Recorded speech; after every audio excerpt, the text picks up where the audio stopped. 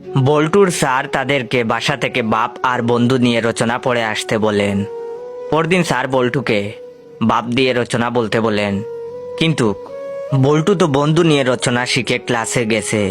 তখন সে তার বন্ধু পল্টুকে জিজ্ঞেস করলো, কিরে পল্টু, আমি তো বন্ধু দিয়ে রচনা শিখে আইছি, এখন কি হবে? তখন তার বন্ধু পল্টু বলল, আরে বন্ধুর জায়গায় বাপ বসিয়ে দে, তাইলেই তো হয়।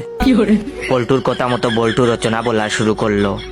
বলল, বাপ অনেক উপকারী, আমার অনেকগুলা বাপ আছে, তার মধ্যে 2জন হলো আমার বেস্ট বাপ।